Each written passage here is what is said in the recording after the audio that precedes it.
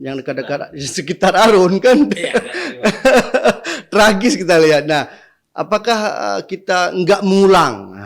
Bagaimana cara kemudian kita tidak mengulang sejarah masa lalu? Apa dampaknya BPMA Bagi kontribusi masyarakat. di Aceh? Saya balik tanya, kalau BPMA kira-kira nggak ada di Banda Aceh, masyarakat Aceh tuh nanya migas kemana?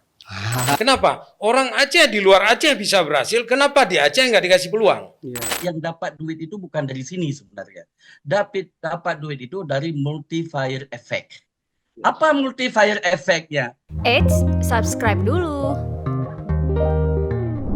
Dialog Migas hari ini kita hadirkan sebagai ruang terbuka, ruang untuk publik. Mengapa ini menjadi ruang terbuka dan ruang untuk publik? Karena informasi tentang migas dan gas bumi, terutama di Aceh, tidak boleh menjadi wacana yang hanya berputar di lingkaran teknis dan birokrasi. Publik khususnya masyarakat Aceh harus tercerahkan. Kita perlu tahu bahwa apa yang sedang terjadi dari temuan migas, proses eksplorasi hingga potensi multiplier effect yang dapat mendorong pertumbuhan ekonomi rakyat Aceh. Jadi masyarakat Aceh perlu tercerahkan dengan kehadiran dialog-dialog yang memiliki nilai-nilai edukasi seperti ini. Kita memiliki sejarah panjang dengan migas. Keberadaan PT Arun LNG di masa lalu memberikan pelajaran berharga. Kekayaan sumber daya alam yang besar tidak selalu otomatis berbanding lurus dengan kesejahteraan rakyat. Dari pengalaman itu kita berharap pengelolaan temuan gas baru oleh Mubadala di masa depan dapat memberi cerita berbeda, cerita tentang kemakmuran dan bukan penyesalan. Jadi ini betul-betul sebagai pengantar yang membumi supaya kita dapat terlibat dalam berpikir dan juga terlibat berdampak terhadap masyarakat. Jadi tema dialog kita hari ini adalah dari Arun ke Mubadala, merajut peluang mencegah derita. Kita bisa mulai dengan Pak Fuad sebagai mantan wakil presiden direktur perusahaan PT Arun. Barangkali bisa dibagi cerita Pak Fuad bahwa bagaimana sesungguhnya pengalaman Pak Fuad terlibat dalam migas PT Arun, supaya dengan adanya temuan Mubadala ini itu betul-betul memberi dampak manfaat bagi perekonomian rakyat Aceh. Barangkali bisa dicerita sedikit Pak Fuad. Silakan Pak Fuad. Assalamualaikum warahmatullahi wabarakatuh. Waalaikumsalam warahmatullahi wabarakatuh. Ya, pertama sekali mohon maaf bapak-bapak yang nampak di sini, ya terus terang sebelumnya kita tidak pernah ketemu ya, atau mungkin karena jauh, mungkin lebih muda dari saya ya, mungkin beda era kita mungkin ya. Baik, saya cerita sedikit. Saya masuk PT Arun tahun 85, Januari 85 itu sebagai engineer waktu itu. Kemudian di akhir 95 saya ditugaskan ke PT Badak sebagai proyek engineer. Kemudian 4 tahun kemudian kembali ke Arun menjadi beberapa kali manajer, terakhir saya sebagai Vice President Direktur sampai dengan Maret 2013. Selesai dari Arun, saya diajak oleh Exxon Mobil untuk memimpin commissioning dan sistem completion project Banyu Urip yang sedang mereka kerjakan. Nah, itu sampai akhir 2015. Nah, itu background saya ya. Baik. Terkait dengan fasilitas LNG Arun, sejak tahun 2013, mungkin sekitar bulan Oktober, sampai dengan 2017, saya membantu tim gubernur, waktu itu Dr. Jaini Abdullah, untuk mengajukan kawasan ekonomi khusus. Awalnya bukan kawasan ekonomi khusus, kawasannya awalnya untuk bagaimana bisa memanfaatkan kembali ex PT Arun untuk bisa memberi manfaat kepada masyarakat sekeliling. Nah, kemudian kebetulan sekali sejak saya di Arun, sebelum saya jadi direktur, saya ditugaskan untuk memimpin tim memikirkan apa yang dapat dilakukan terhadap Ekspedisi pasca LNG. Karena LNG itu adalah berakhir pada tanggal 15 Oktober 2014. Kan? Jadi jauh sebelumnya kami sudah memikirkan apa yang dapat dilakukan agar aset yang begitu besar tidak sia-sia. Saya kira demikian. Jadi dalam perjalanan waktu, kawasan yang kita ajukan itu berubah menjadi KIK. Itu sesuai dengan usulan dari tim pada saat itu Menteri Menko Maritim Pak Indro Yono kalau saya nggak salah. Sehingga akhirnya diajukanlah menjadi kawasan ekonomi khusus. Kebetulan saya yang ditugaskan untuk membuat semacam feasibility tadi, karena yang mungkin di tim itu saya yang mengetahui lebih banyak tentang itu. Ya. Sekitar 3 minggu yang lalu saya baca di media bahwa pemerintah Aceh sudah memutuskan Lok Sumawe untuk menjadi istilahnya receiving facilities ya, onshore receiving facilities. Ya, tentunya ini adalah sejalan dengan apa yang pernah kami pikirkan dulu. Pak Fuad, kemudian bagaimana kesiapan Lok Sumawe sebagai onshore nanti yang akan dimanfaatkan oleh Mubadala?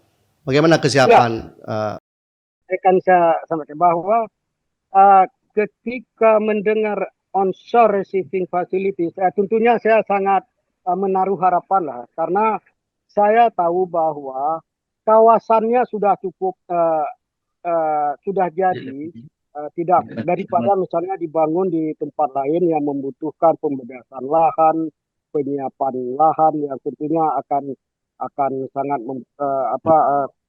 banyak masalahnya ada. Baik, Pak Fuad, satu mungkin sebelum nanti kita juga berbagi dengan yang lain.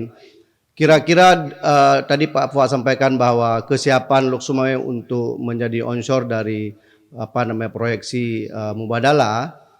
Kira-kira bagaimana pandangan dan pikiran Pak Fuad dengan puluhan tahun bergerak di migas itu supaya dapat memiliki dampak bagi masyarakat sekitar, terutama secara umum juga masyarakat Aceh. Bagaimana Pak Fuad?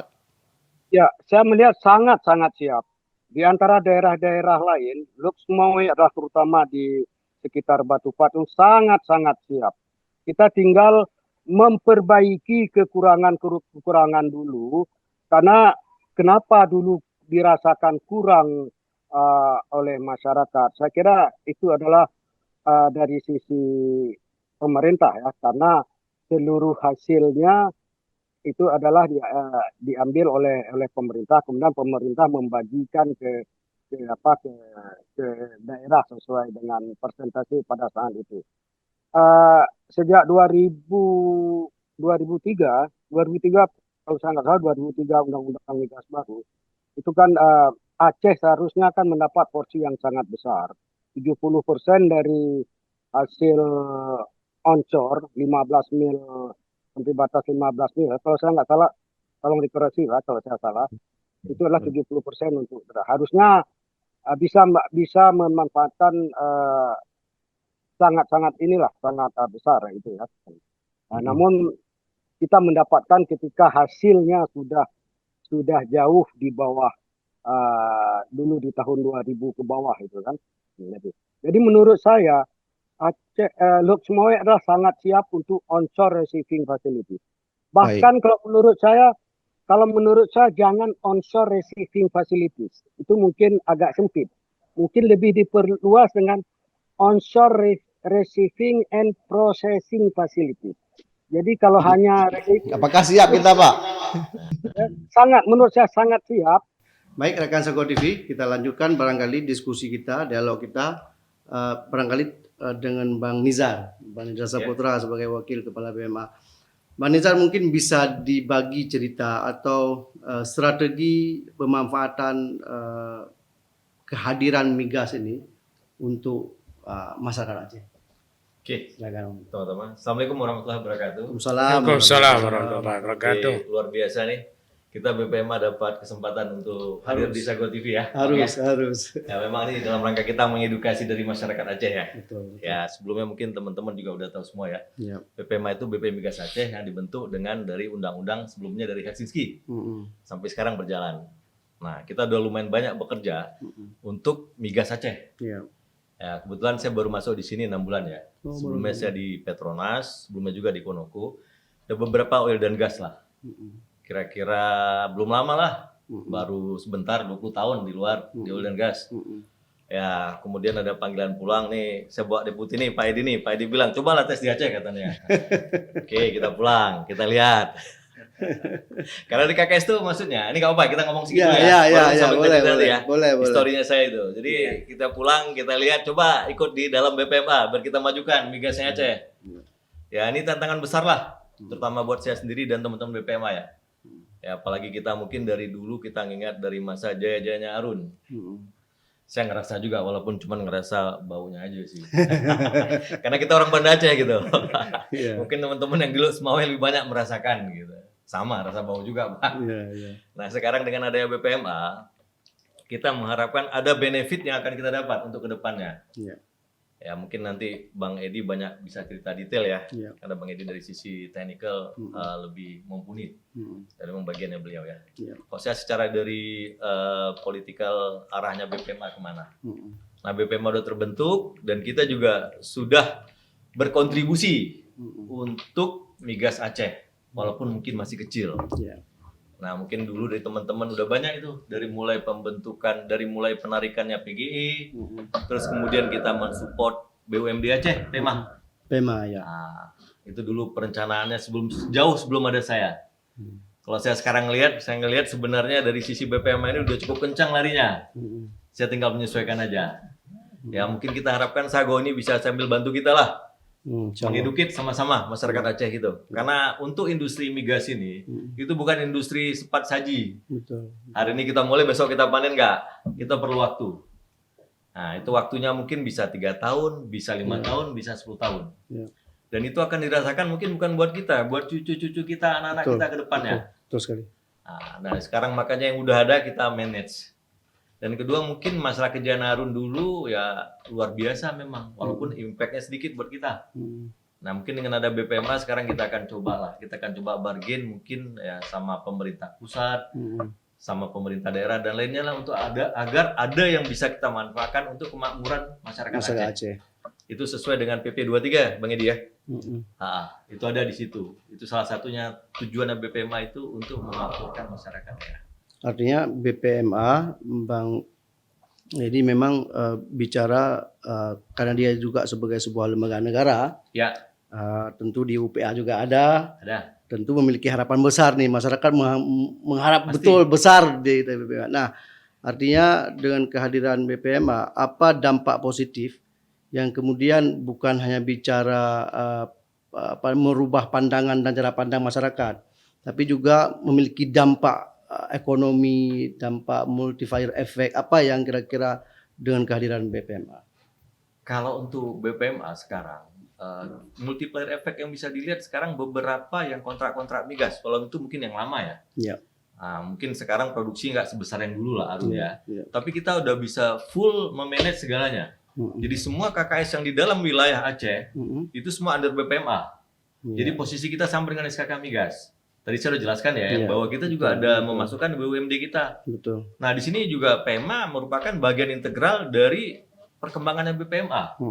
PGI itu, PEMA itu ada saham berapa Bang Edi? Sekitar 51%. Jadi di luar kita dapat bagi hasil DBH dan TDBH, dana bagi hasil dan tambahan dana bagi hasil, dari PEMA sendiri kan kita dapat hasilnya juga untuk Pemda Aceh. Ya, kemarin kan udah disetorkan sama PEMA ya. Iya, Ya, iya, sekitar iya, 20 iya. miliar tuh. Nah, itu mungkin sebelumnya tidak bakalan ada, Bang. Betul. Jadi begitu dengan masuknya ada BUMD kita, di luar kita merasakan pembagian yang berbeda, kita juga dapat merasakan hasil dari BUMD itu sendiri. Betul. Memang masih perlu waktu lah. Untuk BPMA sendiri, teman-teman yang sebelum saya udah bekerja cukup keras itu, termasuk dari pendiri dan sampai saya masuk sekarang. Iya. Surprisingly, saya masuk gitu, saya mungkin sama pertama. Saya berpikir, apa nih BPMA ya? Saya juga pulang ke BPMA, kamu udah nyaman di Petronas, tinggal nunggu jabatan VP aja. Kamu mau bela-belain pulang ke BPMA. Saya bilang, ini waktunya kita membangun Aceh. Betul, sepakat. Jadi juga kita sekarang juga harus bisa bargain sama pusat, dan kita bisa memanfaatkan semaksimal mungkin keuntungan daerah untuk kembali ke daerah. Iya. Walaupun mungkin sekarang agak terlambat ya. Ini, Nanti sama Pak Dahlan juga. Bang Edi nanti. Kami generasi baru nih Bang Edi, walaupun udah cukup tua saya. Baik, Pak Nizar, kita sambung ke Baidi kalau gitu. Silakan. Baidi, Baidi sebagai bagian daripada Deputi Perencanaan, kira-kira dengan temuan gas Mubadala dan juga jauh sebelum itu juga ada yang lain. Artinya khusus untuk Mubadala, bagaimana kemudian perencanaan BPMA dalam hal temuan gas Mubadala ini? Oke, Yang tentu harus memiliki dampak dong untuk masyarakat. ini terima kasih pertanyaannya nih Pak Muklis. Muklis ya. Maka kalau ditanya bagaimana perencanaan terhadap Mubadala, bingung juga gitu. Kita dibatasin dengan regulasi PP 23 2015 bahwa kewenangan BPMA adalah 0 sampai 12 mil laut. Tapi terlepas dari itu, kita sudah memberikan advice, saran-saran kita, dan kita juga ikut terlibat begitu timnya gubernur meminta kita untuk memberikan masukan. Kemudian juga ke SKK Migas juga Pak Kepala dan Wakil Kepala mungkin sudah sedang approaching sekarang, kemarin sudah sampai Menteri ya Pak. Bahwa untuk pengolahan migas di atas 12 mil laut, terutama terkait dengan Mubadala salah satunya, BPMA akan diikut sertakan nanti Pak. Ini sedang disiapkan MOU-nya, mungkin perjanjian kerjasamanya seperti apa. Kemudian juga lagi dibahas sejauh mana keikut sertaan BPMA dalam mengawal Mubadala ini bersama dengan SKK Migas. Karena kalau kita lihat posisi geografis, Mubadala ini kan lebih dekat ke Aceh daripada ke Jakarta. Dan di satu sisi BPMA juga mengawal K3S bisa lebih detail karena jumlah K3S yang dikawal oleh BPMA jauh lebih sedikit dibandingkan dengan SKK Migas. SKK Migas mungkin bisa ratusan, Aceh baru puluhan mungkin ya. Jadi kalau ini nanti diwujudkan, BPMA bisa secara resmi ikut serta dalam pengawasan terhadap Mubadala, terutama kegiatan-kegiatan yang berhubungan dan pemerintahan, perizinan, kehumasan dan kelembagaan. Dan kita juga sedang dibicarakan juga untuk kita bisa masuk ke dalam pembicaraan teknis di Mubadalanya dengan SKK Migas. Nah, terlepas dari Mubadala sendiri, BPMA ini kan sudah punya rencana ya, sudah punya rencana sendiri. Setiap tahun kita tuangkan rencana kerja kita itu Bang Muklis di dalam namanya WPMB. Jadi ada Work Program and Budget. Jadi semua K3S yang datang ke Aceh di bawah 12 mil dan di bawah kewenangan BPMA itu akan mengajukan rencana kerja tahunan. Nah, di dalam rencana kerja tahunan ini banyak nih bahasannya dari hukum, RPTK itu termasuk pegawai ya, kepegawaian, sumber daya manusianya, kemudian pengadaannya, rencana kerja eksplorasi, eksploitasi. Mungkin ini salah satu ditanya mungkin tadi jawaban pertanyaan kepada Pak Nizar juga, apa dampaknya BPMA kontribusi di Aceh? Saya balik tanya, kalau BPMA kira-kira nggak ada di Banda Aceh, masyarakat Aceh tuh nanya migas kemana? Emang beda emang. Oke. Nah, salah satu fungsi terbaik BPMA, begitu ada masyarakat Aceh, pemerintah daerah menanyakan terkait dengan migas, udah ada tempat bertanya mereka. Udah ada yang dituju, jadi ke kantor BPMA. Nah, kita akan dan sudah kita lakukan banyak pertemuan dengan pemerintah daerah terkait dengan pengolahan migas di Aceh.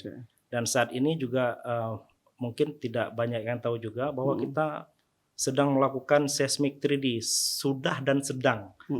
Seismic 3D terbesar dan terluas di Indonesia tahun kemarin itu. Di mana tuh Bang?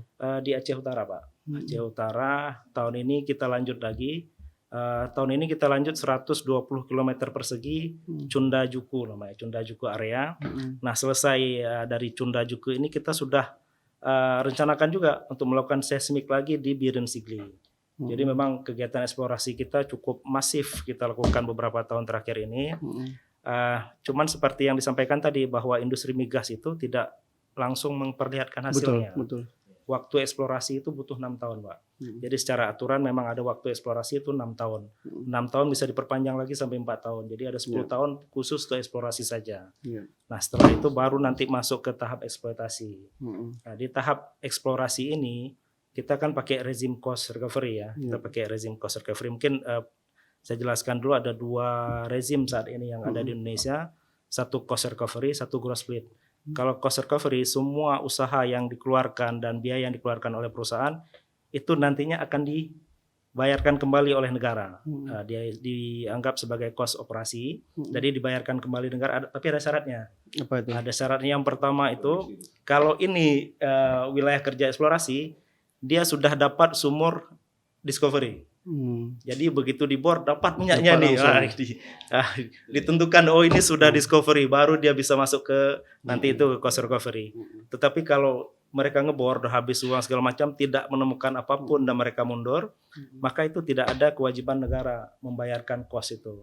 Ini yang Jadi terjadi. negara nggak rugi nggak ya? rugi, benar.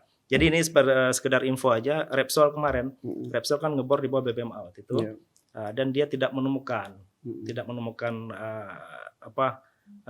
hidrokarbon yang sesuai yang diinginkan sama mereka, sehingga tidak di state sebagai discovery. Artinya bukan tidak ada, tapi tidak sesuai dengan yang mereka inginkan. Oke. Jadi tidak ada cost discovery buat Repsol dan mereka menyatakan pull out dari Aceh. Kehabisan karena biayanya sangat besar ya. Ngebor laut dalam itu 1 kilo Pak, airnya aja, air lautnya aja. Terus berapa nih? Hampir 200-300 juta dolar. Habis 1 triliun Bang. 1 triliun rupiah buat ngebor dan itu. Memang ini High cost. industri bisnis yang luar biasa. high cost, Dan harus pulang deh, harus pulang kembali. Baik, Bang Edi, satu lagi menyangkut dengan blueprint. Apakah Aceh, penanganan industri migas di Aceh, apakah sudah ada cetak biru atau blueprint dari sisi perencanaan, dari segi kesiapan sumber daya dan seterusnya? Apakah itu sudah ada untuk Aceh? Kalau untuk BPMA sudah Pak. BPMA kita terikut dalam rencana strategis. Rencana nasional. Jangka panjang nasional Kementerian SDM. Dia akan keluarkan buku SDM itu setiap 5 tahun sekali Pak, di breakdown. 5 tahun pertama kemarin sudah, dan 5 tahun kemudian sekarang ini sedang dalam pembahasan detail tahap akhir.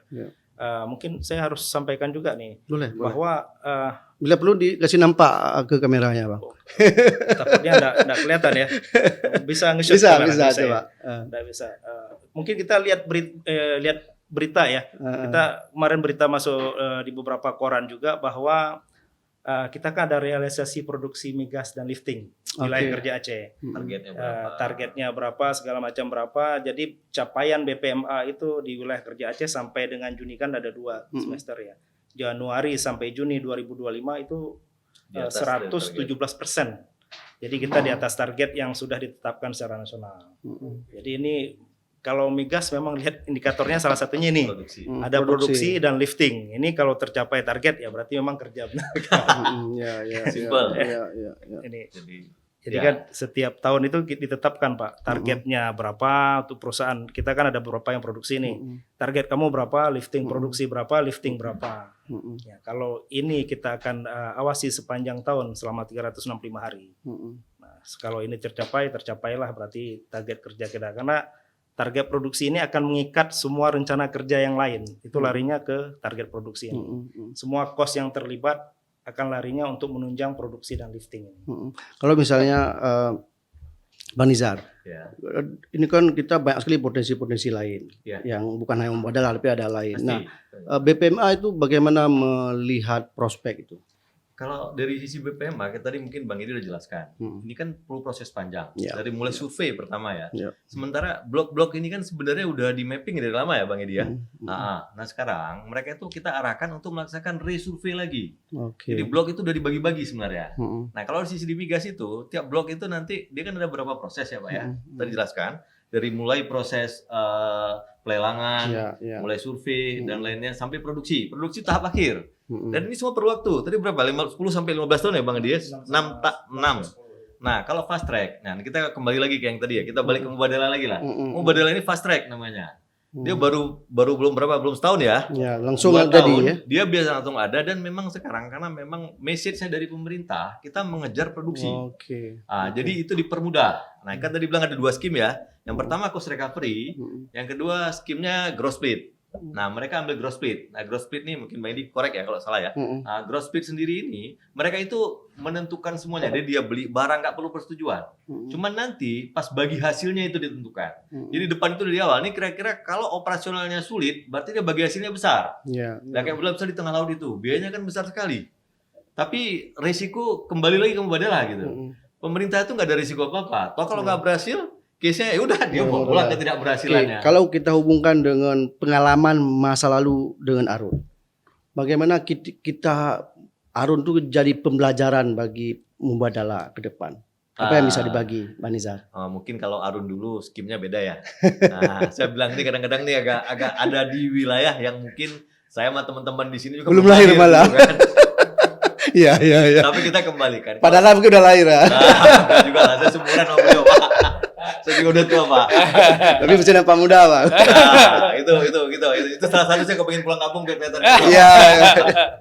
Nah, mungkin kalau yang dari dulu Arun belum semasif sekarang daerah ya. Oke. Dan mungkin secara pendapatan mungkin dari dulu masih mono ya, mungkin dari sisi presiden aja ya. Dan dulu sentralisasi dari pusat ya. Iya. Kalau sekarang kan udah dikembalikan ke daerah.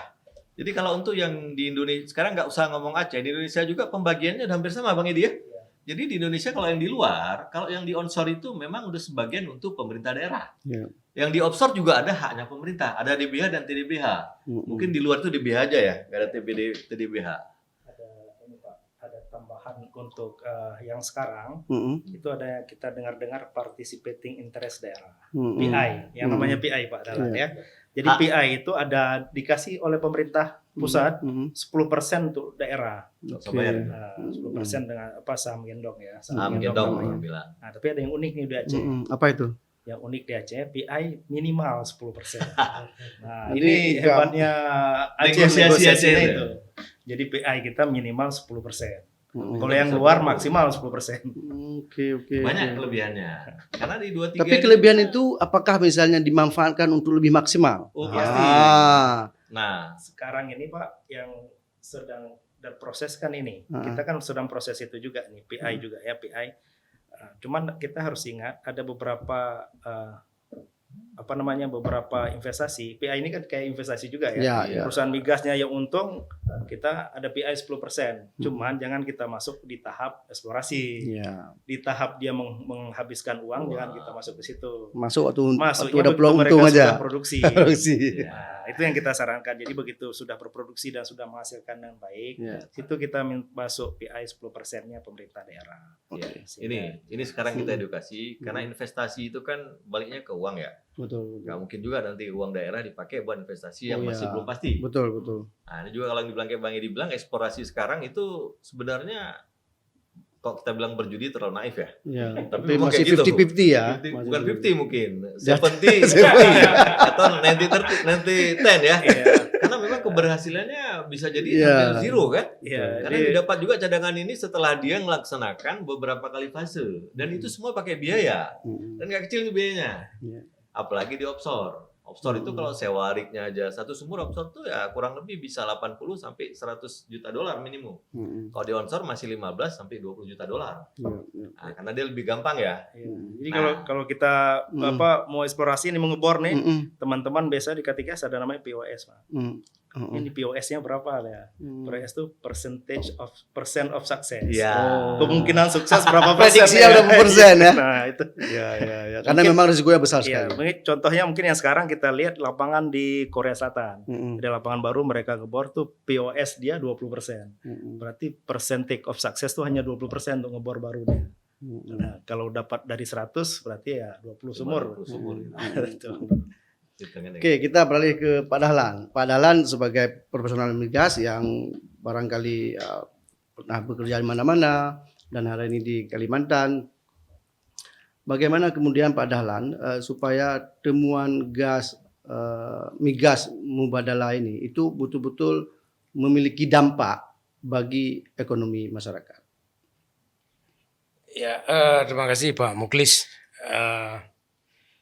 Mungkin sebelumnya saya sedikit briefing background di oil and gas. Yang saat ini mungkin saya sudah hampir 29 tahun lebih di oil and gas, terutama hampir 50% saya di luar negeri ya. Luar negeri dengan berbagai macam typical company, artinya ada American company, Oxy, ada dengan Shell di Oman, saya sempat join di Oman, sempat di Brunei. Jadi di Qatar, base of experience itu kita melihat dengan temuan mubadalah di Aceh apa sih sebenarnya. Itu mungkin nanti perlu kita compare daerah lain apa yang dihasilkan atau negara lain apa yang kuat yang bisa meningkatkan pendapatan asli daerah, Betul. khususnya Aceh. Iya. Ya, kalau kita compare dengan daerah luar negeri mungkin lain lagi regulasinya. Mungkin regulasi pemerintah Indonesia hampir sama. Yang didapatkan oleh mubadalah ini adalah regulasi di bawah Kementerian SDM tentunya. Dan SKK Migas adalah sebagai regulator nasional mungkin. Kita bisa comparekan dengan Kalimantan Timur. Kalimantan Timur adalah di bawah SKK Migas juga dengan Papua. Papua temuan gas juga cukup besar di BP Tangguh, juga membangun LNG train di Tangguh. Nah, Kalimantan Timur dengan ada temuannya Geng Notch itu TCF. Ya, pemerintah pusat SKK Migas dalam hal ini telah membuat suatu POD, udah agreement, hal ini udah mulai mungkin udah mau start feed bahwa Geng Notch itu akan dieksploitasi mulai production first gas in nanti targetnya 2027-2028. Artinya apa? Yang bisa kita ngambil nilai positif dari daerah lain berkembang dengan ada temuan gas di Kalimantan Timur dan temuan gas di Papua, daerah tersebut bisa berkembang, maka jadi parameter ataupun acuan buat Aceh supaya Aceh ini gimana caranya harus bisa seperti mereka. Betul. Artinya Kalimantan Timur bisa mengaktifkan kembali LNG PT Badak yang dulunya hampir adalah tutup. Maka dengan ada temuannya gas ENI tahun 2013 jangkrik, maka PT Badak bisa bertahan 1 tren lagi dan kan saat ini adalah 2 tren. Artinya Kalimantan Timur itu hidup kembali daerah industri migasnya, Bontang. Pipeline network Bontang Kalimantan Timur ke Pupuk bisa jalan. Yang dulu mungkin jika tidak ada temuan gas dari ENI ataupun mubadalah Geng Notch, mungkin Kalimantan network itu untuk domestik aja nggak cukup. Dengan ada temuan baru ini, maka ini jadi satu acuan buat Aceh jadi pedoman. Kalimantan Timur bisa menghidupkan PT Badak. Maka harapan dengan adanya mubadalah hadir di Aceh, harapan masyarakat Aceh bisa menghidupkan kembali PT Harun. Walaupun nanti dengan berbagai macam skenario, artinya faktor ekonomis atau tidak ekonomis. Dan format yang berbeda. Format yang berbeda. Sistem komersial yang berbeda. Tentunya mubadalah dia akan melihat ini adalah komersial atau tidak, ekonomis atau tidak. Jika memang mubadalah ekonomis, artinya dia akan mengajukan suatu plan of development 1, PUD 1. Mungkin PUD 1 saat ini yang sebagaimana kita tahu, ya akan diajukan dalam beberapa bulan ini, mungkin udah ngajukan yang bahwa Mubadalah akan melakukan sales gas agreement ya, dengan Pupuk Iskandar Muda dan PLN Losmawe. Artinya bisa mensuplai gas dari Mubadalah ke Losmawe sebanyak 300 TCF, 300 MFCFD. Artinya apa? Nilai ekonomis yang kita dapatkan di sini, jangka panjangnya Pupuk Iskandar Muda bisa live sampai 40 tahun ke depan. Artinya yang dulu kita mengharapkan lebih bagus lagi. Artinya dulu pernah kasus kita dengan ASEAN kita tutup. Pupuk ASEAN tutup, berapa orang karyawan dirumahkan, perumahan di Losmawe, AF itu tumbuh hutan dan sebagainya. Ini adalah faktor yang tidak kita inginkan. Nah, dengan hadir Mubadalah ini, harapan masyarakat adalah ke depan. Ini mungkin ada satu agreement dengan Pupuk Iskandar Muda, kita masyarakat bangga. Walaupun ini adalah nanti yang berkembang Losmawe, kita nggak boleh lihat Losmawe aja, lihat Aceh. Lihat Aceh. Banda Aceh ada efeknya, ekonomi Losmawe akan tumbuh, transportasi darat akan tumbuh, masyarakat sekitarnya itu ada, kalau orang yang dagang bisa dagang, ada yang beli. Kenapa? Tapi padahal pengalaman dulu itu kan masyarakat yang dekat-dekat di sekitar Arun kan. Tragis kita lihat. Nah, apakah kita enggak mengulang? Nah, bagaimana cara kemudian kita tidak mengulang sejarah masa lalu? Iya. Ini mungkin bagus sekali saya share sedikit pengalaman saya di Onsor dari Kalimantan Timur. Onsor Kalimantan Timur adalah mewajibkan kepada K3S yang investasi di Kalimantan Timur, dalam arti hal ini ada di Andil, ada Senipa, ada di kawasan Kalimantan Timur adalah kebanyakan di daerah Senipa dan Andil. Di situ ada Mubadalah, ada NI, ada PHM, dulu ada Total, mewajibkan level rekrutmen level yang non manajerial diwajibkan adalah di Kalimantan Timur rekrutmennya, terutama di Balikpapan dan Samarinda. Artinya harapan kita dengan ada yang Mubadalah, jika Mubadalah sudah positif ada POD ke depan dan approve ada 300 mm. Mulai saat ini Mubadalah membuka pintu kepada putra-putri daerah datang ke Banda Aceh. Rekrutmen open di Banda Aceh. Artinya apa? Jika POD 1 udah approve, ini proyek akan mulai. Itu peranan Mubadalah atau pemerintah daerah? Ini dua-duanya harus deal. Yang pertama adalah pemerintah daerah melalui SKK Migas. Dalam hal ini BPMA.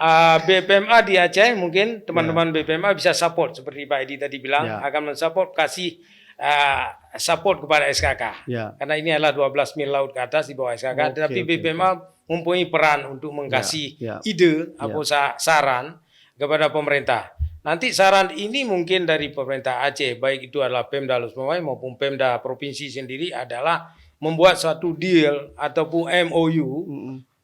MOU tersebut yang bahwa jika ada rekrutmen di bawah level managerial level adalah wajib membuka vakansi di Banda Aceh. Bukan di Jakarta.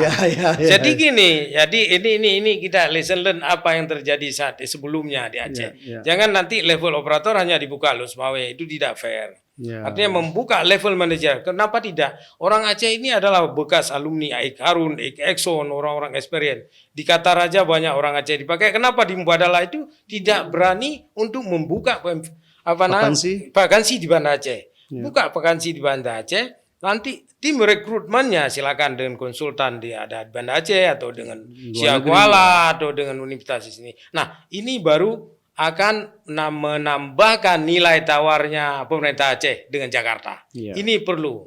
Kenapa? Jika saat ini kita lihat mereka membuka vakansi di Petromindo atau website-nya itu, artinya itu adalah level high managerial level, no issue. Tapi jika sudah mulai worker level superintendent ke bawah, itu tolong kita harapan masyarakat adalah dibukanya di Banda Aceh.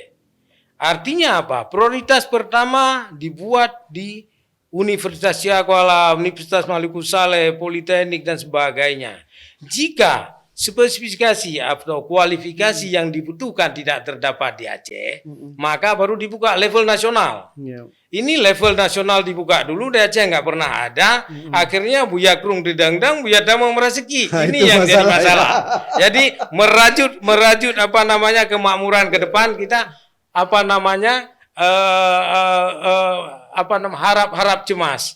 Ya, harap-harap cemas bisa dapat, bisa ya atau bisa tidak. Artinya padahalan bahwa sumber daya manusia itu juga harus kita dorong lebih cepat Yes. dalam merespon juga temuan sumber daya alam ini. Yes, ya itu adalah udah pasti. Artinya dengan hadirnya beberapa tempat training profesional yang ada di Aceh, mungkin ada di Losmawe, itu adalah bagian daripada development. Artinya hal ini Universitas Syiah Kuala saya kira udah ada teknik geologi, teknik banyak ya. Hal ini bukan baru. Universitas Syiah Kuala mungkin dari tahun 1957 universitas yang tertua juga di Indonesia. Nah, ini kita perlu promosikan. Aceh ini apa namanya bukan di bawah tempurung lagi. Ayo lihat. Kenapa? Orang Aceh di luar Aceh bisa berhasil, kenapa di Aceh nggak dikasih peluang? Nah, ini yang jadi pertanyaan.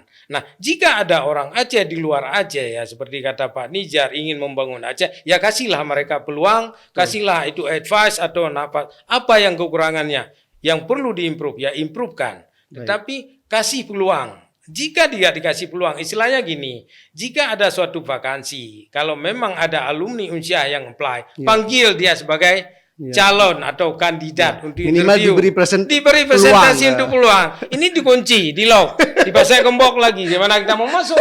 Yang ada di dalam ini dia berputar. Ini kurang fair. Pengalaman pribadi. Nah, ini yang kurang fair. Ini harapan masyarakat Tapi kita.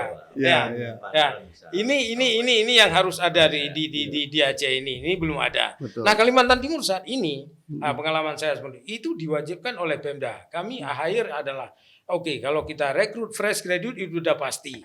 Fresh graduate itu adalah kita training, misalnya ada training center di Cepu, ada di Bontang. Harapan kita Losmawe juga nanti bisa suatu lembaga training center yang kualifikasinya nasional. Artinya selevel Cepu. Kenapa? Fasilitas sudah ada, sarana sudah ada, tinggal dorongan daripada pemerintah daerah dengan bekerja sama dengan berbagai instansi, baik pusat maupun provinsi. Nah, dengan tumbuh itu artinya apa? Walaupun ke depan peluangnya kecil, artinya tidak semua orang bisa kerja di migas. Betul. Alumni Syiah Kuala banyak, alumni Politeknik banyak, dan alumni banyak. Mungkin tidak semua orang ada 500 orang yang terima misalnya 200. Artinya apa? Dengan ada program development seperti itu, mereka nanti ada experience, ada sertifikat. Mau ke luar negeri, ke Qatar, ke Oman, ke Kuwait, ke Brunei, dia udah punya nilai jualnya ada. Nilai jualnya yang sertifikat ini adalah diakui internasional. Ini mungkin pengalaman saya share dulu itu sebagai putra daerah Aceh. Kenapa orang Aceh bisa keluar Aceh? Gimana caranya orang Aceh bisa keluar Aceh? Karena kalau kita berkompetisi orang Aceh hanya menunggu lowongan di Aceh, kita akan membludak. Pengangguran akan tumbuh. Universitas Syiah Kuala Fakultas Teknik setahun berapa kali wisuda? Politeknik berapa kali wisuda? Unima, UTU. Nah, hal seperti ini yang harus didevelop. Dengan di-develop ini nanti ada suatu sertifikat bargaining yang diakui internasional, dia bisa nge-apply. Ada vakansi di Qatar, besar-besaran buka Qatar, ada Oman, besar-besaran buat Oman. Nah, itu suatu nilai tambah kepada pemerintah. Kenapa? Mereka akan kirim duit ke Aceh. Beli rumah di Aceh, beli tanah di Aceh, tumbuh ekonomi Aceh. Orang Aceh kerja di Qatar berapa persen, di Abu Dhabi berapa persen. Itu adalah satu hal yang positif untuk meningkatkan pendapatan asli daerah. Nah, belum lagi hal nanti kalau kita kaji detail dengan temuan ada misalnya kalau kita katakan Mubadalah ini adalah 6 TCF, Larean 1 6 TCF, Tangkulo ada 2 TCF yang udah mudah-mudahan ini konform. Walaupun bisa berubah. Namanya itu adalah sumur reservoir bisa berubah. Tetapi adalah hasil analisis ini adalah udah konform 2 TCF akan dioperatkan. PUD izin untuk operational development ini. Ada. Dengan ada seperti ini dan hal positif mungkin bulan lalu udah agreement 300 mm itu positif. Nah, dengan positif itu harapan kita ke Pemda Losmawe, ayo rangkul. Ya, rangkul, jalan. Nah, masalah ada sedikit ini nggak cocok, itu nggak cocok, nah itulah Itu perlu biasa. perlu win-win solution. Jangan digembok. Jangan Jangan digembok. dikat. Ya. Kalau digembok itu susah. Nah, inilah Nggak ada perlu ruang ilmu negosiasi. dialog. Negosiasi, ilmu Ya. dialog. Apa yang kami dapat nanti pemerintah daerah Lusmawe? Apa provinsi yang kami dapat? Nah, mubadalah dengan hadir seperti 2 Desep. Berapa dia nilai ekonomisnya? Dengan di-share ke Lusmawe ada hilang atau tidak? Ya. Marginnya masih tinggi. 1 MMBTU dia berapa bisa jual ke PIM? Berapa dia masih dapat margin? Dia secara bisnis masih untung, saya kira why Nggak not? masalah, ya. Dia go ahead, semua untung. Dia kenapa? Kalau kita udah kita close door, investasi akan kabur. Karena POD itu belum tentu dia akan operate jika belum deal dengan Ya. lokal. Oke, baik, Pak Dahlan. Kita mungkin Pak Nizar mau berbagi sedikit lagi sebelum nanti kita sambung dengan Pak Tantowi. Oke, nggak apa-apa, sedikit aja ya. Mungkin saya menanggapin dari Ya. Bang Dahlan. Terima kasih Bang Dahlan nih, insight-nya lumayan bagus ya. Mm-mm. Ini sebenarnya yang Bang Dahlan bilang ini hampir 70% udah dikerjakan sama BPMA. Ya, terima kasih. Apa Itu Bang? harapan Ini kita. Ya, ya, ya, kita ya. open ruang Ya, ya. ya, Saya ya. juga pertama sama kayak Bang Dahlan. Saya berpikir Ya. apa yang udah dikerjakan BPMA ini? Ya, ya. Ngapain nih Bang Edi ini tiap hari udah 5 tahun bergerak BPMA ya kan? Ya. Setelah pulang saya ngeliat, saya nanya gitu sama kayak Bang Dahlan, ini ada nggak putra daerah? PGE itu level bawah itu udah hampir orang Aceh semua Bang Dahlan. Alhamdulillah, itu nilai Nah, mungkin positif. Bang Dahlan bisa reconfirm sama siapa nih, ada Pak Fuad. Muzakir nih. Pak Muzakir. Pak Muzakir di Lusmawe. Nanti Dari ada Pak awal tuh Tantowi juga. BPMA Ya. sudah menggariskan kita tuh rekrutmen harus Ya. lokal. Ya. Nah, ya mungkin kalau untuk level yang skill Ya. kita masih boleh nggak? Ya. Sampai sekarang kita mempertanyakan, Ya. Bang Edi ya, ini kenapa manajernya masih banyak yang dari luar? Ya, itu Itu yang nilai. kita pertanyakan. Tuh. Tapi itu memang itu hak prerogatif dari mereka. Ya. Ya. Cuman kita bilang PEMA ada di situ sama. Ya, ya. Nah untuk Medco sendiri juga kita udah mulai kayak gitu. Udah ramai orang kita yang di sana. Dari mulai Medco berdiri juga, Ya. Pak Arifin tuh udah sekolahkan orang kita semua di Cepu Bang. Ya, itu Nah, cuman bagus. kemarin ada beberapa kendala maka telat produksi Medco ya. Ya, Nah mungkin itu yang saya coba luruskan. Ya kita pelan-pelan kita akan. Tapi inilah Pak Nizar, si BPMA. secara umum sumber daya, saya ikuti soal ini, soal sumber daya. Ada banyak anak-anak muda seusia saya juga yang bekerja di luar. Ya. Iya. Terutama kawan-kawan Lusmawe ini, Lusmawe, iya. muda-muda masih. Ya, Nah, untuk apa namanya perusahaan-perusahaan lokal perusahaan migas di Aceh, Ah, itu apakah sumber daya secara umum juga banyak orang Aceh atau bagaimana? secara umum udah banyak orang Aceh Bang. Cuman sekarang kita kembali lagi jangan kita menggambarkan zaman Harun dulu Bang. Ya, Kalau Bang beda konteksnya Bang, ya. Bang Dahlan bilang 200 orang itu udah sangat besar sekali. Mungkin karyawan PGE berapa Bang Edi? 10 Bang. Karena memang produksi kita kecil. Kecil. Jadi mereka kita mesti kasih tahu masyarakat kita memang produksi, dan sekarang kita udah sistemnya di migas ini udah nggak orang lagi yang kerja. Banyak kan udah alat.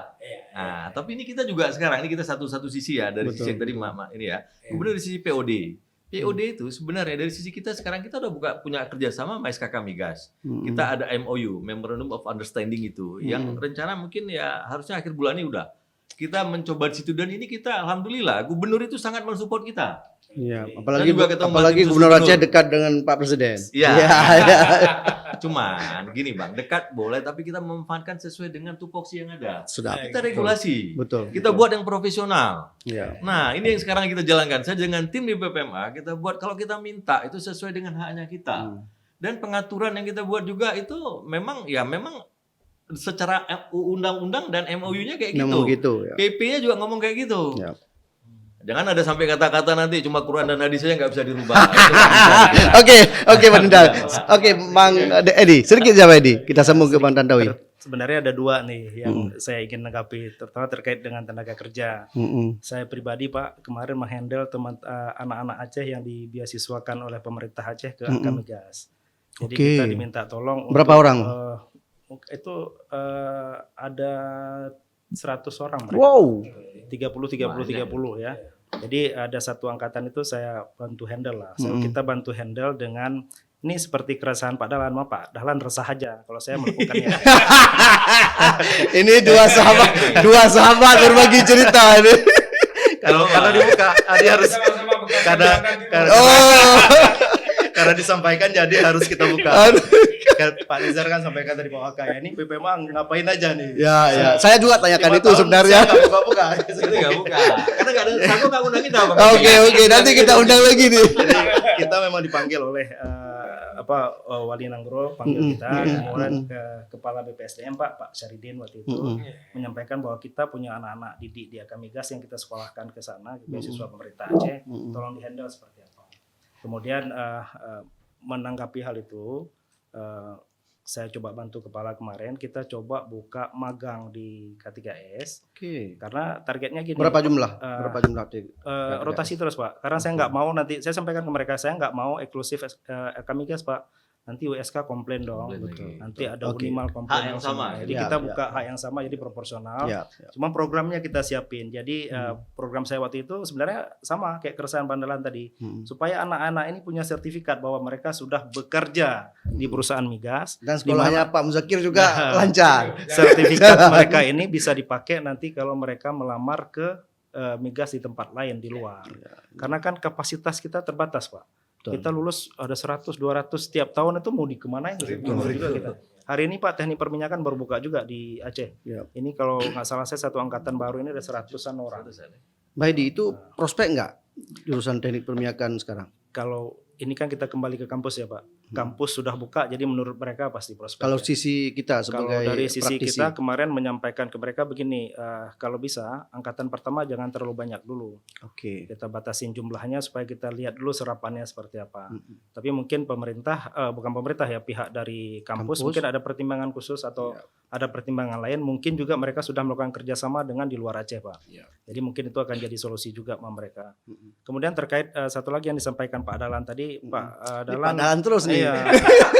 Pak Dahlan mengeluarkan aja. Pak Dahlan cepat kali tadi mengeluarkan terkait POD.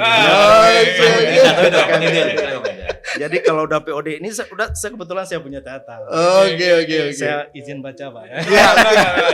Jadi kalau untuk proses POD itu memang plan of development ya. Pertama kali POD itu harus disetujui oleh menteri. Kalau POD berikutnya boleh di BPMA atau di SKK Migas. Nah, untuk menyelesaikan sebuah POD ini biasanya panjang. Pembahasan itu hampir setahun, paling cepat setahun ya. Itu ada dia punya geological finding review, reservoir description, kemudian production forecast, drilling and completion, surface facilities, kemudian field development scenario, HSE, termasuk tadi local content itu Pak. Local content ini harus masuk ke dalam POD. Kemudian yang Pak Dahlan ngomong terkait ada sales ini, nah itu juga termasuk ke dalam POD ya Pak. Ada economical and komersialnya seperti apa.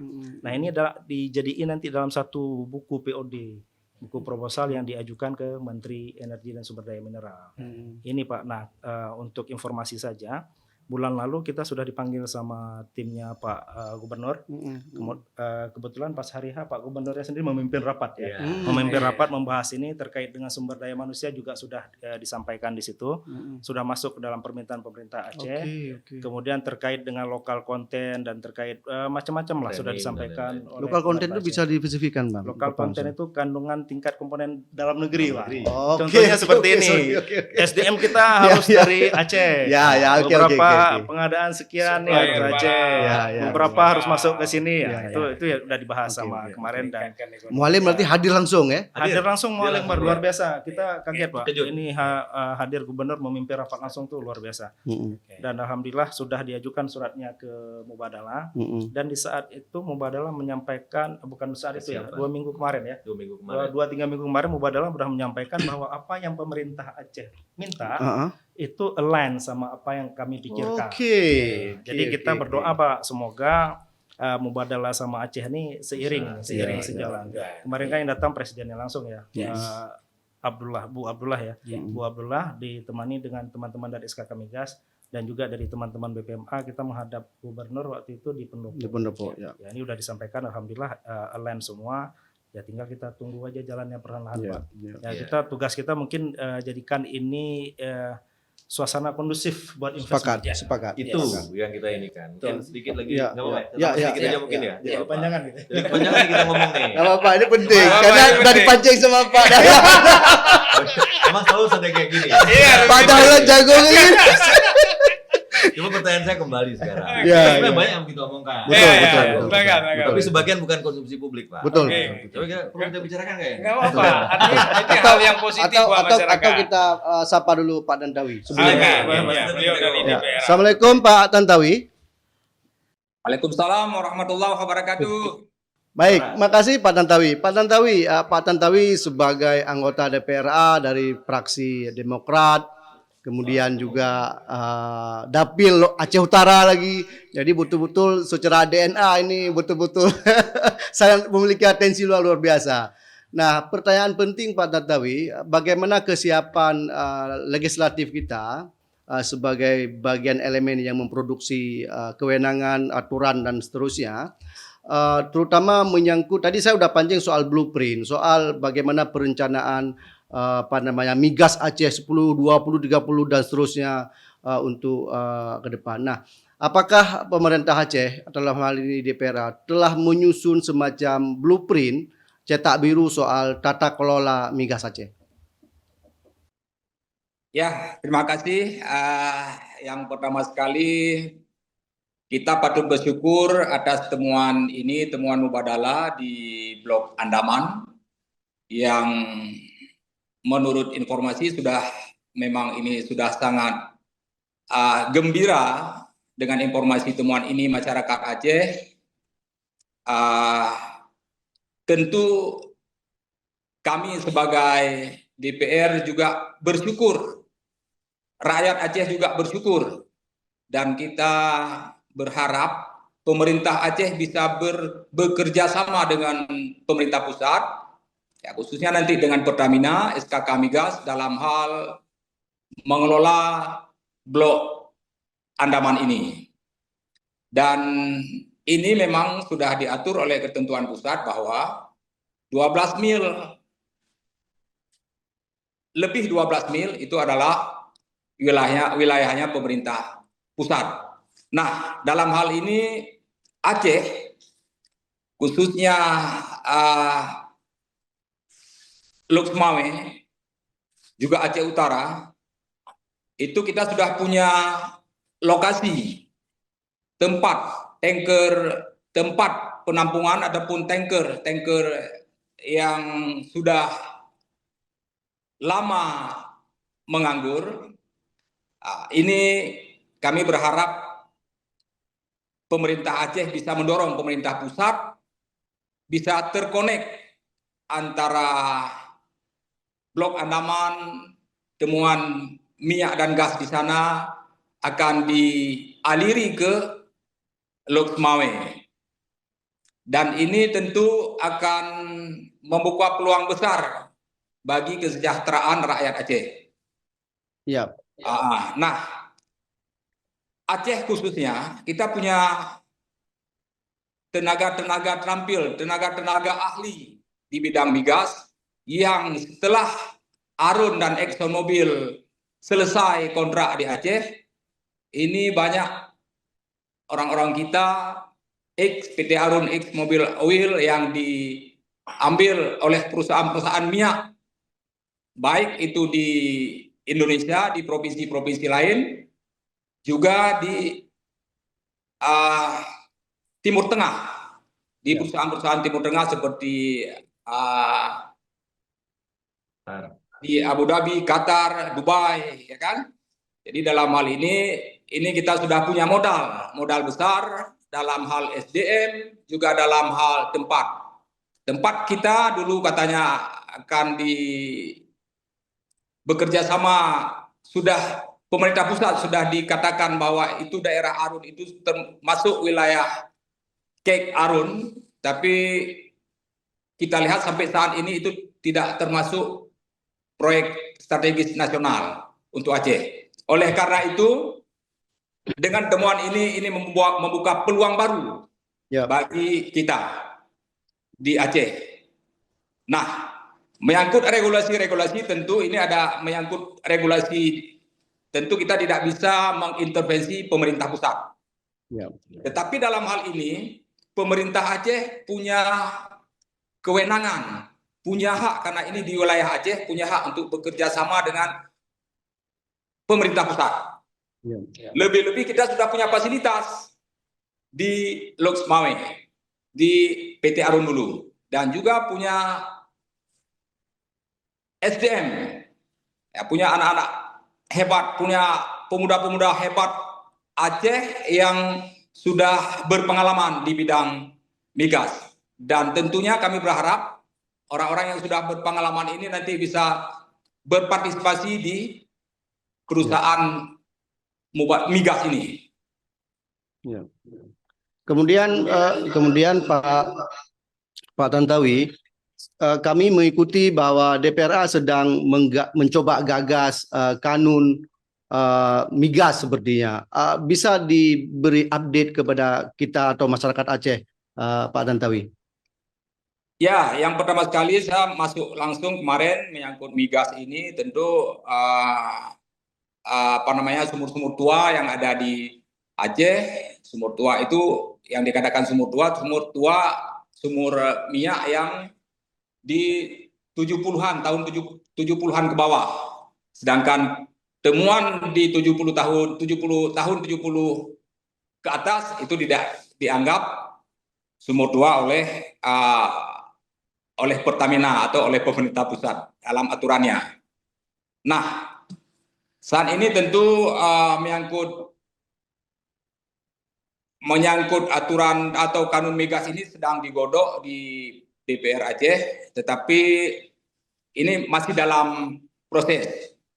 Tentu seperti saya katakan tadi, kita tidak bisa mengintervensi pemerintah pusat di atas 12 mil, tetapi kita bisa bekerja sama dengan pemerintah pusat, khususnya untuk mensejahterakan rakyat Aceh. Ya. Baik, Pak Tantowi, sepertinya memang peranan DPRA itu sangat penting, ya, terutama dalam bagaimana melahirkan aturan supaya tata kelola migas Aceh ke depan betul-betul menjadi hikmah.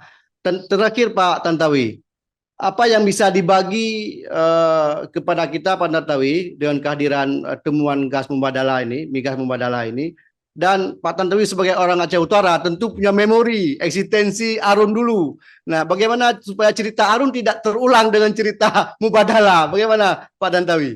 Ya, tentu ini kita sudah banyak pengalaman pahit selama PT Arun dulu, bahwa setelah selesai kontrak dengan PT Arun, kita tinggal besi tua. Kalau kita katakan sekarang ada sedikit minyak di bawah paling di bawah lah, paling down sekarang, itu sudah alhamdulillah sudah diberikan hak kepada Aceh yang dikelola oleh BP Migas, BPMA. Nah, dalam hal ini tentu pemerintah Aceh harus lebih berhati-hati dalam hal, ya tentunya dalam hal regulasi, dan kita juga perlu mempersiapkan dengan adanya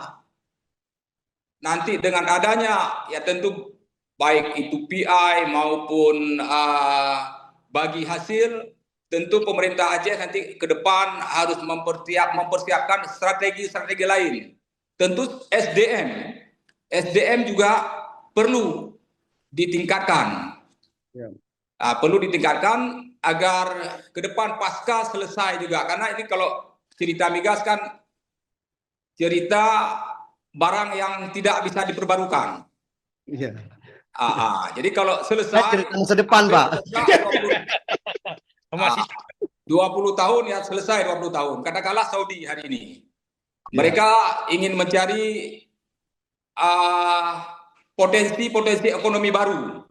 Ya. Karena gas 2025, minyak mereka 2035 ya katanya selesai. Tapi tentu dengan mencari potensi sumber-sumber yang lain. Nah, tentu menurut saya SDM dan penguatan ekonomi masyarakat di sekitar ini sangat penting. Karena pengalaman sebelumnya ini menjadi resah setiap orang melihat di kawasan pabrik itu orang kadang-kadang tinggal di gubuk. Ini sungguh menyedihkan. Baik, terima kasih Pak Tantowi, anggota DPRA dari fraksi Demokrat yang telah berhadir dalam Dialog Sago TV. Kami titip satu pesan, Pak Tantowi, ke depan blueprint atau apapun namanya itu memang harus disediakan untuk konteks lokal tentunya, ya, untuk Aceh. Barangkali sebelum kita ke Pak Muzakir, ada yang mau disampaikan? Mungkin Pak sedikit Nizar? nih ya. Oke. Assalamualaikum Pak Tantowi. Waalaikumsalam warahmatullahi Alhamdulillah wabarakatuh. nih bisa ketemu dengan Pak Tantowi, luar biasa nih. Kemarin kita juga BPMA dipanggil sama tim DPRA itu, tapi terkait dengan migas yang di Aceh, Pak Tantowi. Ya. Nah, mungkin ini kita sangat appreciate dari tim DPRA juga sangat mendukung Pak Ya. untuk prospek migas di Aceh, terutama untuk semaksimal mungkin kemakmuran masyarakat Aceh. Ya. Apalagi di dekat dengan area fasilitas. Nah, mungkin saya mau konfirmasi dari Pak Tantowi, mungkin ada beberapa yang dari sisi Mubadala itu alhamdulillah kemarin juga kita rencana receiving facility-nya itu di Pulau Semawe, Pak. Itu bagian dari plan of development yang tadi mungkin diomongkan sama Pak Edi dan teman-teman ya. Jadi kita sangat berharap itu benar-benar terjadi dan itu akan membuatkan multiplier effect yang tadi Pak Dahlan juga sampaikan ya.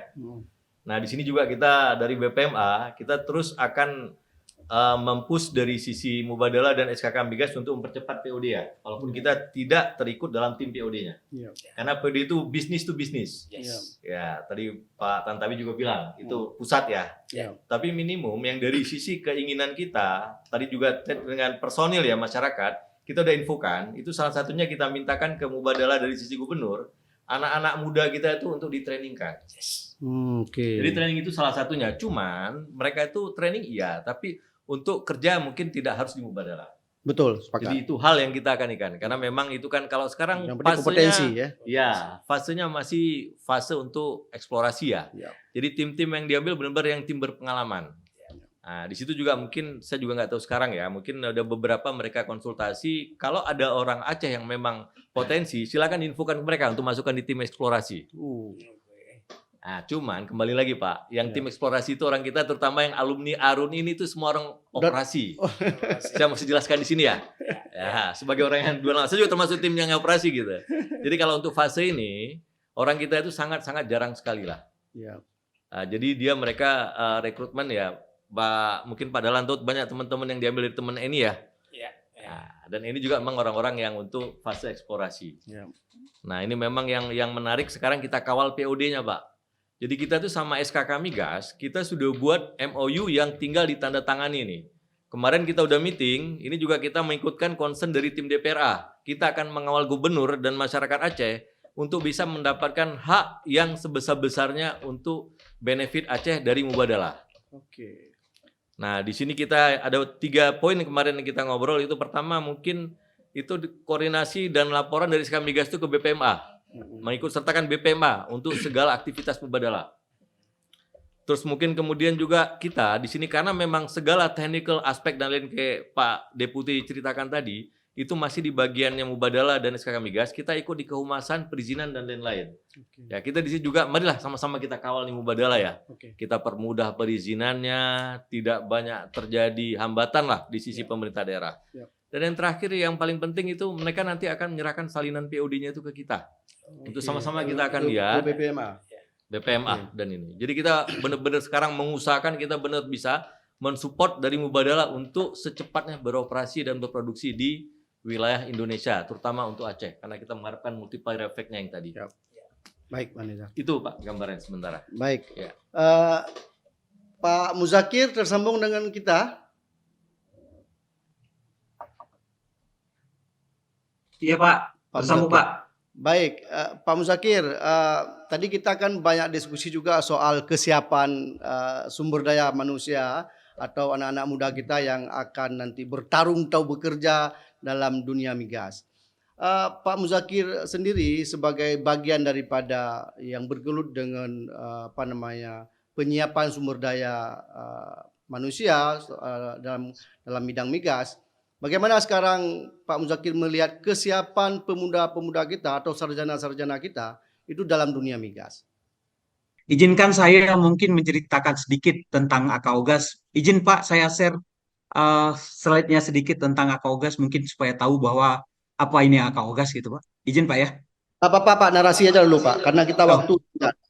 Oke, sebenarnya Akaugas ini Pak baru kita dirikan ini di 2022 kemarin. Setelah saya kembali dari bekerja di luar negeri, Pertama mungkin saya perkenalkan diri, nama saya Muzakir Pak. Sebelumnya pertama saya kerja di Arun Pak. Terakhir saya di engineering bersama Pak Fuad. Pak Fuad adalah waktu itu superintenden saya sebagai engineer terakhirnya. Setelah itu saya ke Qatar, ke Abu Dhabi, ke Malaysia, ke Petronas, pindah ke ITC LNG ke Darwin. Setelah itu di Darwin kita commissioning yang sekarang ini pabriknya Impact itu yang mau garap Masela. Terus saya balik ke Pertamina, kita bangun proyek Bojonegoro, JTB. Setelah itu di saat itu saya Corona. Setelah Corona saya nyebrang ke Oman sebentar dan ke Korea kita apa namanya commissioning FLNJ punya Mozambik. Akhirnya 2022 saya balik, kata kawan-kawan jangan pergi lagi, marilah kita bangun Aceh ini, mungkin kita harus lakukan sesuatu. Karena mengingat umur kita rata-rata di atas 50 tahun ke atas, yang generasi migas ini sudah satu persatu dibawa ke TPU, Pak. Atas dasar itu saya juga tersentuh hati saya, kawan-kawan ngomong seperti itu. Kita di kedai kopi yang terbiasa di Aceh, kita bangunlah atas nama Akaugas. Akaugas ini bukan kita, ini kan lahirnya pun di kedai kopi ini, Pak, sebenarnya. Pada dasarnya Akaugas ini lahir bersama kawan-kawan yang bekas dari oil and gas, baik dari Arun, dari Exxon Mobil, dan dari PIM, dari PHE. Begitu juga kita bentuk namanya Akaugas. Kalau ditanya nanti apa kepanjangannya, kami asal ngomong aja Pak, Akademi Minyak dan Gas. Walaupun belum terbentuk secara formal, izin formalnya akademi, tapi masih Sudah berbentuk sudah yayasan. berapa sudah berapa lama sudah berapa banyak eh, lulusan dari akademi ini, Pak? Sejak 2022 saya start, artinya di 2023 awal mulai kita terima batch pertama untuk yang umum. Artinya masyarakat umum untuk personal. Itu ada 40 orang di pertama, dan setelah itu di batch kedua, batch ketiga kita bahkan mendidik anak-anak korban konflik di sini, yang betul-betul anak korban konflik yang kita kerjasama dengan DPRK. Yang pertama memang atas dasar kerjasama, tapi setelah itu karena DPRK mungkin ada sesuatu hal, akhirnya Akaugas juga yang menanggung semua, baik dari kita mulai kita trainingkan sampai kita sertifikasi BNSP, Pak. Alhamdulillah mereka banyak sudah bekerja. Sampai sekarang ini kita sudah 9 alumninya batch, Pak. tersertifikasi, Pak ya. Ya, Sudah kita bekerja di mana saja, Pak? gimana? Sudah bekerja di mana saja lulusannya? Sampai saat sekarang ini kita sudah ada yang di dalam negeri, ada yang ke luar negeri, ada juga ke Australia, Pak. Artinya terakhir kemarin di batch 8 saya juga memperpanjang MOU-nya dengan PAG. Saya apa namanya survei terakhir 70% dari kita itu sudah bekerja dari yang kita luluskan. Dari jumlah berapa, Semua yang Pak, lulus lulusannya, Pak? Gimana? Dari berapa jumlah lulusannya sudah? Lulusannya rata-rata Pak di satu batch itu ada 20 sampai 40 orang. Umumnya pesertanya itu sepertiganya dari Aceh, yang lain dari luar Aceh, Pak. Kebanyakan dari luar Aceh karena maklum dengan kondisi ekonomi kita masih kurang apa namanya? Kurang masyarakatnya lah. Bahkan di kita di batch 9 ini ada 47 orang, itu 22 orang dititipkan oleh Bengkulu Semawe untuk jurusan welder, instalasi listrik, sama HSE. Dan 22 orang kita ada yang untuk operation, ini mereka ikut yang personal. Dan ada yang dari, ada 8 orang dari Jakarta. Secara umum, Pak Muzakir, Bapak melihat bagaimana minat dan prospek dari kehadiran anak-anak Aceh yang kemudian mendalami ilmu minyak dan gas ini? Secara prospek, Pak, sebenarnya kami bangun Akaugas ini karena memang prospek yang terlihat. Pertama, waktu kami di Middle East, itu yang datang ke sana kerja itu India, Filipina, Pakistan. Padahal kompetensi mereka itu jauh dibandingkan orang-orang kita. Tapi orang-orang kita itu tidak siap dengan dokumen yang ada, terutama sertifikasi dan juga tekniknya. Seperti menulis CV, interview. Karena waktu kita sebelum kerja, yang paling penting itu adalah bagaimana kita cara menulis CV, menulis CV kan menjual diri. Terus bagaimana kita interview? Karena yang kita interview inilah yang membuka peluang kita untuk kita masuk di suatu perusahaan tersebut. Sepandai apapun kita, orang kita kebanyakan itu bisa berbuat, tapi nggak bisa menceritakan kepada orang lain. Ini yang main side-nya itu kita harus rubah. Karena literasi orang kita itu kurang, Pak. Saya rasa mungkin Pak Nizar juga mengerti, Pak. Bisa dilihat kayak ya, kayak saya di Petronas, saya di Kota Kinabalu, Pak. Ya, itu memang kalau secara experience kita itu lebih dari segala hal. Tapi kalau sudah disuruh literasi, mungkin kursornya komputer itu nggak bergerak, Pak, untuk kita menulis kadang-kadang. Apalagi dengan bahasa Inggris. Nah, artinya memang peluangnya di dalam negeri, di luar negeri. Contoh aja, Pak, Middle East sekarang itu kekurangan tenaga kerja. Qatar itu buka satu tren besar, mega tren lagi, yang membutuhkan tenaga kerja cukup banyak. Yang sebelumnya itu sudah berapa dari 7 dan 14 tren besar-besar. Belum lagi Oman, belum lagi Irak sudah mulai kalau dianggap perang pasti oil and gas yang cukup banyak. Kalau Abu Dhabi jangan tanya lagi. Kami pernah sama Pak Dalan di Abu Dhabi. Pak Dalan dua bulan udah lari, Pak. Bocor rahasia Pak Dalan nih. Pak Muzakir, terima kasih Pak Muzakir. Nanti kalau ada waktu kita bisa berbagi lagi. Kemudian kita minta sambung ke Pak Adli, Pak Dr. Adli. Barangkali sudah terkontak. Terima kasih, Pak. Terima kasih. Baik, Pak Adli sebagai bagian daripada akademisi, kemudian memiliki latar belakang akademik sejarah, adat dan kemasyarakatan. Tentu kalau kita bicara migas, masyarakat adalah elemen penting dalam ekosistem minyak dan gas. Nah, kemudian masyarakat kita pasca damai, ada sedikit perubahan struktur masyarakat dan seterusnya. Nah, bagaimana kemudian Pak Adli supaya masyarakat ini menjadi kekuatan penting supaya eksplorasi produksi minyak dan gas yang kemudian hari ini ditemukan oleh Mubadala ini dapat berlangsung dengan damai, dengan nyaman, dan iklim investasi ini betul-betul menjadi bagian daripada kesadaran masyarakat kita. Bagaimana Pak Adli? Terima kasih host. Adinda host Dr. Mukhlisuddin Ilyas. Saya senang sekali hari ini. Assalamualaikum warahmatullahi wabarakatuh. Saya kebetulan lagi di Merauke ini. Juga hal yang sama seperti dikatakan oleh Dr. Mukhlis. Jadi ada investasi 83 triliun di sini. Itu bidang gula dan bioetanol, ya kan? Jadi saya termasuk menyiapkan bagaimana masyarakat lokal itu siap menghadapi investor yang besar ini. Ada 7 pabrik gula kita akan dibangun dan investasi besar. Jadi diharapkan tahun 2028 Indonesia akan terjadi swasembada gula dan bioetanol.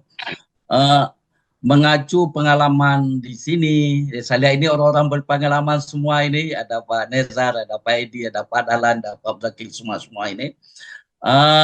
Saya kira Aceh itu juga harus menyiapkan yang sama supaya apa? Dia terjadi konflik sosial baru dengan adanya investasi ini. Saya ingat ya, sebenarnya lahirnya BPMA ini sebenarnya itu termasuk pasal 160 UU PA ini adalah perjalanan panjang. Satu-satunya pasal yang paling terakhir disetujui oleh pemerintah dalam UU PA. Karena pada saat itu Pak Purnomo Yudiantoro tidak setuju. Aceh itu sudah ada lembaga khusus yang mengurus tentang migas ini. Alhamdulillah atas kerja Pak Farhan, mungkin orang-orang lama ini, Pak Paranami CS, Pak Abu Mayus, orang DPR sana itu, termasuknya mantan suami Bupati Luwu Utara, udah lupa namanya saya, orang dari PBB. Sehingga pasal ini goal.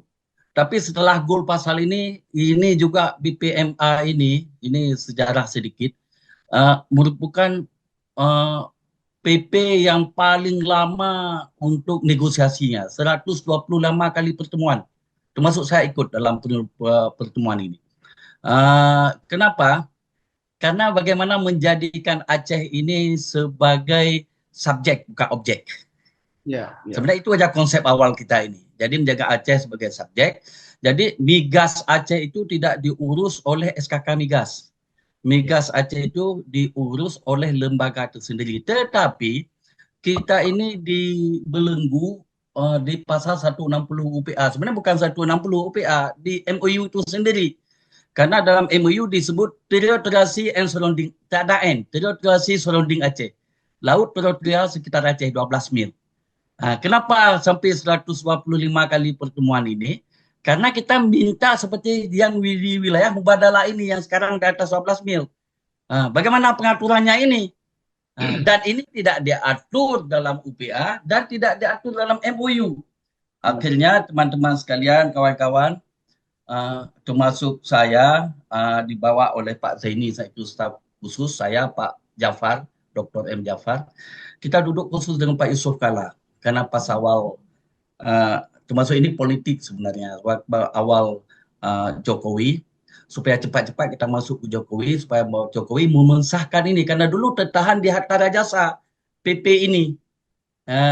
Kenapa Pak Hatta Rajasa tidak setuju? Aceh punya kewenangan bentuk BPMA seperti ini, tunduk ke SKK Migas. Kan?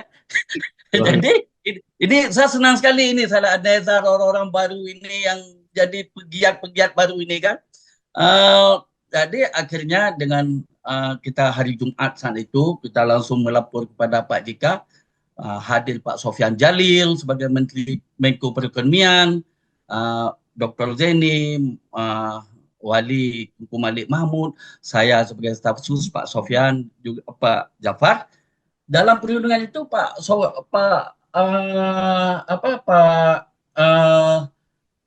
JK ngomong bahwa MUU Quran, UUP hadis gitu. Itu istilahnya. Ini kira-kira lahirnya ini. Tapi Nyambung dengan cerita wanita tadi. Itu JK yang ngomong. Saya bilang, jadi dia setuju semua.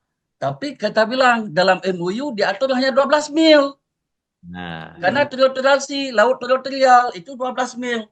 Akhirnya saya tambah N untuk supaya ada dialog. Teritoriasi N surrounding Aceh. Jangan kau tambah-tambah N, kata Pak Yusuf Kalla. Sehingga dasar itu dia di dialog, izin Pak Wapres, masa SBY kita udah sepakat semua format, yang belum sepakat hanya format bagi hasil. Format antara 0 sampai 12 mil onshore, ya kan? Itu udah diatur dalam MOU, tidak ada masalah, 70-30. Tapi yang offshore ini bagaimana? Itu pada masa SBY kita udah sepakat, belum sepakat formatnya, apakah 30-70, 70-30 atau 50-50. Kalau 10% saya bertanggung jawab, kata Pak Yusuf Kalla. Tapi itu tidak diatur dalam draft yang sudah kita sepakati. Akhirnya Pak Sofyan Jalil pimpin rapat, diminta oleh Pak JK, sehingga akhirnya lahirlah PP ini yang PP 23 tahun 2015 ini. Ini hanya sejarah, tapi yang penting bukan itu. So, ini saya lihat nih para pejuang-pejuang baru ini. Ada BPMA kan? Panjang. Pak Ali sudah, karena Pak Ali sudah hijrah ke Papua, jadi kami harus mengendalikan di sini. Jadi dengan makanya saya ini concern saya kalau untuk Aceh ini, kita ini kan darah kita mengalir, kita berikan itu kan. Jadi makanya waktu saya lihat ini Mubadalah tarik menarik, saya ajak Pak Dahlan, cobalah kita ngomong sekali ini. Supaya apa? Supaya Aceh ini betul-betul bisa menjadi tuan di negeri sendiri. Tapi ada dua, bukan hanya masalah pekerja, juga masalah sebagai supplier, masalah sebagai pengusaha. Saya ingat waktu Arun dulu lahirlah Jafar Kesayangan, lahirlah misalnya termasuk Pak Muhammad Dunia Barusa, itu kan orang-orang yang berair mata dulu yang jadi mata air kemudian. Ya kan? Ya khas kan. Ya Pak, kenapa? Karena ditemukan Arun jadi 14 TCF. Kalau kita ini kan 6 dan 2 jadi 8 TCF, tapi tidak ada masalah. Tapi saya sangat bahagia atas perjuangan semua kawan-kawan. Saya Pemda Aceh Utara juga sangat aktif, Sayuti, Pak Gubernur pun sangat aktif untuk menghidupkan kembali kawasan Arun. Walaupun ada tarik-menarik pada awalnya, tarik-menarik ke Sabang, tapi yang penting apa? Urang mekat pisang yang na di Lusmai udip lo. Ingat dulu. Yang paling gampang, Pak. Paling gampang. Saya ingat dulu waktu kecil dari Bateli, itu kamu melihat apa, saya bangga kalau pergi waktu Min tahun 70-an, kami berwisata kalau semuanya melihat api saja. Api Aron mau kami lihat. Tapi kemudian lahirlah Pak Fuad Bukhari, lahirlah ini dan banyak-banyak orang-orang ini sehingga saya itu masih kecil sehingga mengakibatkan apa? Jadi ekonomi pada saat itu walaupun kita 0% saham tidak dapat apa-apa karena dulu Pak Majid Ibrahim berjuang kuat tapi tidak dapat, bahkan dia jadi korban dalam tanda petik ya. Jadi alhamdulillah ini kita sudah dapat. Memang ada kendala dan ini mungkin harus diselesaikan karena pengaturan di atas 12 mil itu tidak ada dalam UPA. Dalam UPA pasal 60 hanya daerah 12 mil. Di atas 12 mil makanya dalam PP lahirnya PP 23 ini yang kita ikut menyiasati bagaimana kita ada di atas 12 mil ini, maka yang di atas 12 mil kita hanya diberi kewenangan pengawasan dan pemantauan. Yang kelola adalah tetap SKK Migas. Tapi saya senang tadi kata Pak Nezar, kita sudah mulai dilibatkan. Dilibatkan dari awal. Mudah-mudahan dengan penglibatan kita tahu kenapa kita ide konsepnya lahirnya BPMA ini supaya kita jangan terulang seperti Arun yang lama. Yang Arun yang lama yang seperti kata Pak Dahlan tadi, Buya Kurung Tedang-dang, Buya tak memiliki. Jadi gitu sebenarnya ini.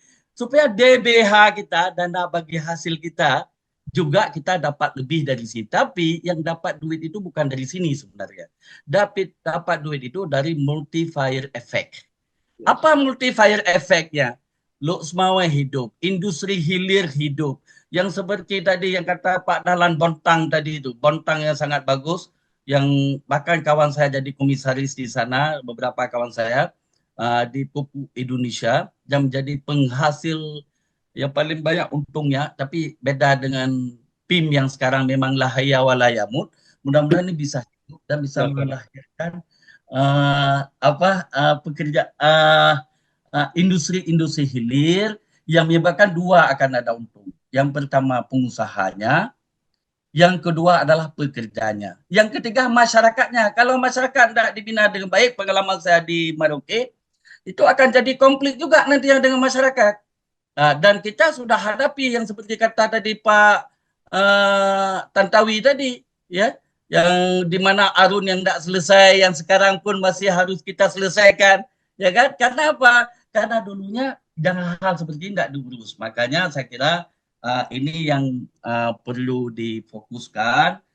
Tapi saya senang orang-orang muda yang sangat aktif, yang sangat teknis ini. Kalau teknis itu biar yang muda-muda ini, kalau kita ini lebih kepada yang kebijakan. Jadi kebijakan ini yang perlu terus dikawal sehingga Aceh itu betul-betul, saya ingat waktu segmen saya terakhir, waktu selesai penatangan PP 23 itu, Aceh kalau betul-betul ini migas ini bisa wujud, kita tidak perlu lagi dana otonomi khusus sebenarnya. Kalau betul-betul terwujud sebenarnya, makanya sekarang lagi seperti kata Pak Nezar, grup Yusof Kala pun lagi main biren dengan Sigli kan, itu Pak Nezar lebih tahu daripada saya kan. Enggak lah. Banyak kali rahasia kayak ini. Tapi di luar forum aja kita ngomong yang ini, yang penting dikawal bagus, apalagi ada BPMA dan itu lembaga khusus, dan lembaga ini ada orang yang bertanya di luar selalu, kenapa harus melibatkan pusat? Karena dalam undang-undang sendiri dikatakan pasal 160 pengelolaan bersama. Undang-undang dia. Jadi tidak bisa kita aneh karena kita masih dalam MOU itu. Karena mau Pak Sugianto Purnomo dulu Menteri ESDM, boleh dengan syarat adalah pengelolaan bersama. Kita setuju pengelolaan bersama, tapi lembaga tersendiri yang dipisahkan dari SKK Migas ini. Sehingga lahirlah generasi-generasi Aceh Nezar Pak Edi ini. Senang saya. Jadi mudah-mudahan kita bisa diskusi lanjut nantinya. Kita siap berbagi, sharing. Pengalaman saya pun siap sharing. Saya sekarang di pulang balik Banda Aceh Merauke. Kalau Pak Dahlan ini Banda Aceh Kaltim, saya lebih jauh lagi Pak. Pak Dahlan, saya lebih. Tapi kita dipersatukan oleh energi Pak Ali. energi. Tapi udah tidak sanggup lagi. Tadi saya telepon dengan kawan, masuk dengan Pak Dahlan, naik pesawat itu udah takut jatuh pesawat, udah mulai takut. Karena seringnya Pak naik pesawat. Oke, Gitu, baik Pak Ali terima kasih. atas cerita dan pengalaman berbagi. Ini menjadi semangat juga bagi kami untuk menjadikan topik migas ini menjadi bagian daripada konsumsi publik untuk kebaikan masyarakat Aceh. Kemudian terakhir barangkali via Zoom kita sapa yang tadi sempat terputus Pak Fuad Bukhari, masih tersambung Pak Fuad? Masih Pak. Baik, Terima Pak kasih, Fuad, barangkali supaya waktu kita juga sudah mendekati azan nanti ya. Satu pertanyaan Pak Fuad menyangkut dengan apa yang bisa dibagi Pak Fuad dari pengalaman Pak Fuad terlibat lama sekali dalam dunia migas terutama di Arun. Apa kemudian yang mesti dilakukan oleh pemerintah, baik pemerintah Aceh, BPMA atau pemerintah pusat sekalipun atau masyarakat sekalipun, apa yang bisa diberi kontribusi supaya mubadalah ini tidak berulang dengan pengalaman Arun, terutama bicara kebaikan dan kesejahteraan ekonomi masyarakat sekitar. Silakan Pak. Baik, terima kasih Pak. Seperti yang saya sampaikan tadi, saya lebih fokus kepada kesiapan Arun dari sisi teknis.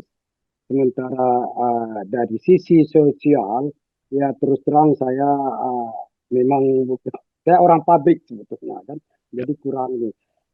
Saya senang sekali ada Pak Adli. Pak Adli dulu saya pernah ikut, kami sama-sama membantu Gubernur Pak Jaini Abdullah menyiapkan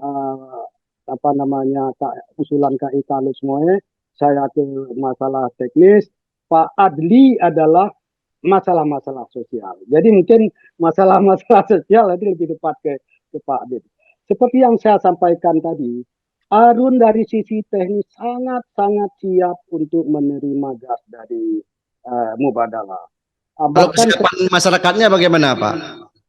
Kondisi masyarakat, saya kira dari sisi tenaga kerja itu cukup baik. Tinggal masalah harapan. Jadi harapan itu jangan terlalu besar digantungkan kepada Mubadalah atau kepada apapun lah namanya nanti. Kalau itu terlalu besar, malah nanti mereka akan lari, kan? Jadi mereka kan ada ini tersendiri, kan? Jadi jangan seolah-olah ini punya ini semua milik Aceh, semua harus kembali.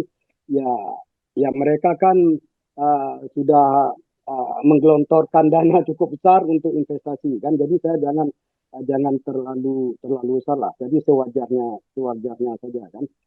Terkait kesiapan tenaga kerja, saya bandingkan dengan tadi Pak Dahlan menyampaikan di Bontang. Pengalaman saya di Bontang 95-99, saya melihat di Arun lebih baik. Artinya kesiapan tenaga kerja lokal Arun lebih baik dari Bontang. Saya nggak tahu sesudah 99, kan. Makanya mereka minta orang dari Arun. Kami bantu Bontang dulu ke Arun dulu, bantu Bontang itu merubah warna mereka, Pak. Jadi mereka banyak hampir semua lah yang dijadikan karyawan di sana, kecuali saya, karena saya minta kembali ke Aceh. Saya lebih cinta Aceh. Saat itu banyak tenaga kerja di masa konflik 99 yang lari hilang. Saya balik ke Aceh. Saya ikut inilah, termasuk ya tadi yang disampaikan oleh Pak Muzakir, dari tenaga kerja teknisi kita siapkan sampai menjadi engineer. Itu kita rekrut dari dalam. Jadi sebetulnya apa yang dilakukan oleh Arun terhadap kesiapan tenaga kerja cukup baik. Di masa saya malah kita mensupport berdirinya Akademi Jurusan Migas di Politeknik. Kita bantu fasilitas Arun untuk mereka kerja praktek. Malah saya yang usulkan kerja prakteknya itu lebih lama. Silakan lakukan di Arun selagi Arun masih berdiri sampai itu. Karena sesudah Arun tutup, ya nanti ya kita nggak bisa bayangkan apakah penerusnya itu akan bisa menerima atau tidak. Itu saya Baik kira, Pak Fuad, terima kasih telah berbagi di Sago TV Pak Fuad. Barangkali sesi terakhir, siapa duluan? Apakah mau merespon atau mau menambahkan? Mau Pak Dahlan, Pak Dari Nizar Pak atau Dahlan aja. Bang Edi? Pak Dahlan dulu supaya nanti bisa ditanggapi. Terakhir aja sekalian closing aja nih. tapi yang tercerahkan Pak Dahlan. Ya. Nilai tambah mubadalah ini perlu kita contoh juga. Kenapa impact itu dulu yang FPSO LNG sampai pemerintah pusat mengcancelkan FPSO LNG di offshore, dipindah ke darat. Nilai yang didapatkan adalah ekonomi masyarakat. Ya. Nah, harapan kita ke depan mubadalah juga seperti itu. Jangan sampai ada FLNG, artinya floating LNG di laut.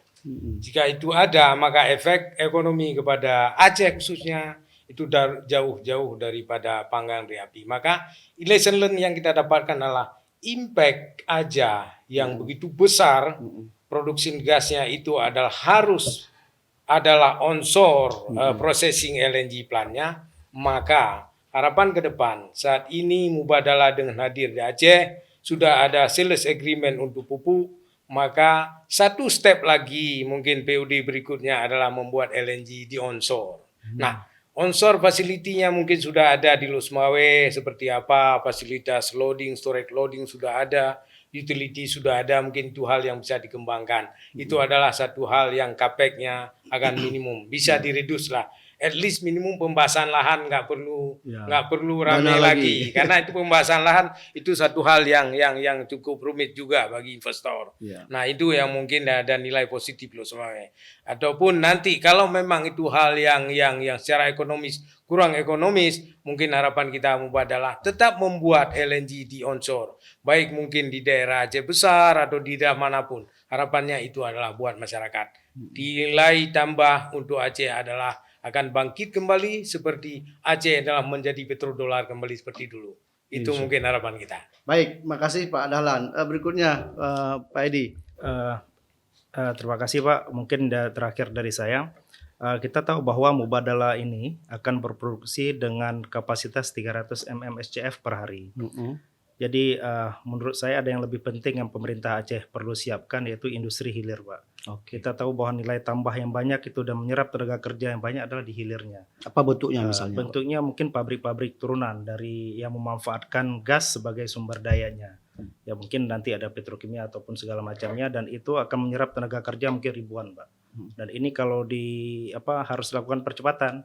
Karena dengan harapan mubadalah akan berproduksi di 2028 ataupun 2030, berarti kita punya waktu yang sangat mepet untuk mendirikan pabrik-pabrik hilir ini terutama di kawasan Kek Arun.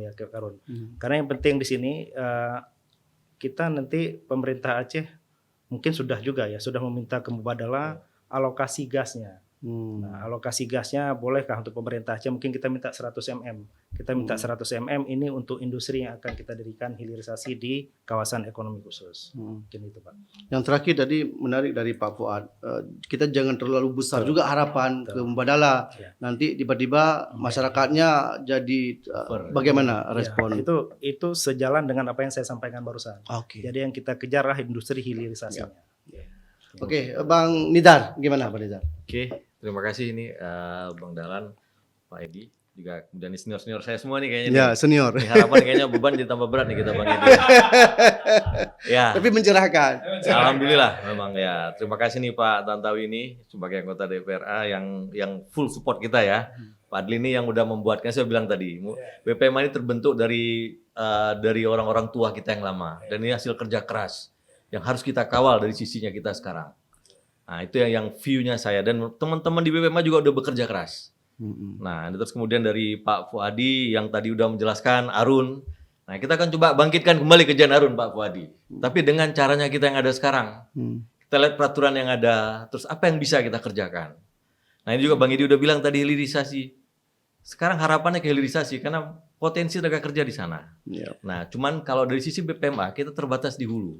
Kita akan menyiapkan kira-kira apa yang diperlukan. Bisa perlu 100 mm, 50 mm. Nah, tinggal dari sisi pemerintah daerah akan mensupport ke arah sana. Dan kita juga di sini mengharapkan dari sisinya gubernur selama ini dan wakil gubernur dan teman-teman dari sisi DPR dan DPRA yang udah mensupport semuanya. Kita udah satu bahasa sekarang sebenarnya, Bang. Nah, tinggal kita satukan, kita sinergikan semuanya ini untuk membantu. Nah, BPMA sebagai yang ujung tombak di sini, sebagai yang mengawal semuanya, kita akan bekerja keras di sini. Kita juga akan bentuk tim yang untuk Mubadalah ini. Kita akan kawal gimana kita kerja sama dengan SKK Migas, gimana kita memasukkan keinginan dari teman-teman semua dan keinginan dari gubernur untuk membuat ini jadi. Ini view pertama. Mungkin ya dari POD mungkin sekarang kita awal 300 ya. Mungkin ada beberapa POD kayak Bang Dahlan bilang ya. Mungkin kedua, ketiga nanti ya kembali lagi baru akan kita jadikan LNG dan lain-lainnya. Ada beberapa di sini yang untuk yang sekarang, ini mohon izin kalau saya mungkin agak mengutip sedikit, Mubadalah menjual 300 saja agak sulit nih Bang Edi sekarang ya. Nah ini salah satu mungkin kendala di POD. Nah ini yang sekarang kita akan kawal bersama. Dan saya juga nggak lupa terima kasih nih Mas Sago TV nih. Udah mengajak, mendidik semua, edukasi semua di sini. Teman-teman semua ya. Kita harapkan ini akan bisa jadi aura positif untuk Aceh ke depannya. Saya kira itu aja sih Pak dari sisi kita. Saya dan teman-teman. Ada satu tambahan yang nilainya cukup tinggi untuk komersial. Kita punya aromatic plant. Aromatic plant itu punya humpus yang sudah cukup lama nggak ada feed gasnya, nggak ada kondensatnya. Nah, kita tahu Mubadalah itu hampir 21.000 barel, berapa 120.000 barel per day kondensat. Nah, itu saya mungkin detailnya saya nggak tahu data atau berapa, ya saya nggak tahu mungkin berapa. Artinya ada produksi, ada potensi kondensat di sana. Nah, ini peluang ini mungkin adalah ada bagusnya buat pemerintah daerah. Dalam hal ini mungkin PT PEMA bisa sinergi atau joint venture dengan suatu humpus aromatik. Dalam hari ini humpus aromatik sebagai ownernya aromatic plant di Losmawe untuk mendapat feed kondensat dari Mubadalah. Nah, sales agreement-nya mungkin itu adalah butuh sinergi antara PEMA, Pemda, dan humpus aromatik. Nah, kalau itu hidup kembali mungkin. Nah, 300 atau 400 karyawan aromatik yang dulu di PHK bisa hidupkan kembali. Nah, ini saat ini mungkin tanda kutip enggak mesti investasi besar. Karena ini adalah aromatik itu maintenance, reservasinya jalan. Itu reservasinya jalan, inerti nitrogen jalan. Jadi secara integritinya dia adalah masih cukup layak untuk operasional. Bahkan sebelumnya itu ada suatu perusahaan asing mau investasi di sana. Mau refinery. Itu kalau kita lihat aromatik itu adalah bagian daripada refinery itu ada silen, paraksilen, buten, LPG itu dari hasil dari feed gas kondensat atau nafta. Jadi processingnya adalah banyak integrated product yang bisa dihasilkan. Nah, kalau itu aromatik hidup, maka downstream dari aromatik silen, paraksilen, etilen seperti di arah Silgon, petrokimia Chandra Asri akan tumbuh. Ini mungkin harapan kita. Demikian mungkin Sago TV, terima kasih. Insyaallah. Baik, Pak Muklis, ini adalah nilai tambah buat kita masyarakat semua. Dan ini cukup bagus buat buat kita semua juga. Terima kasih Pak. Baik, terima kasih Pak Dahlan. Artinya dialog ini akan terus kita lakukan Pak Dahlan, Pak Edi, Pak Nizar, bahwa dialog ini karena memang soal industri besar ini harus menjadi pengetahuan renyah bagi publik supaya masyarakat juga atau pengusaha juga atau elemen juga, dan yang lebih penting adalah bicara soal nyaman untuk investasi, aman situasinya, betul-betul ini menjadi Aceh yang sangat kondusif, yang ramah terhadap investor. Nah, barangkali itu barangkali diskusi kita, dan tadi kita banyak sekali lesson learn ya dari senior kita ya, dari luar biasa yang hadir dari Papua, Pak Adli. Makasih Pak Dahlan. Makasih Pak. Makasih Pak Edi. Makasih Pak Nizar. Demikian barangkali demikian akan Sago TV. Assalamualaikum warahmatullahi wabarakatuh. Pak Tantawi, makasih Pak. Assalamualaikum.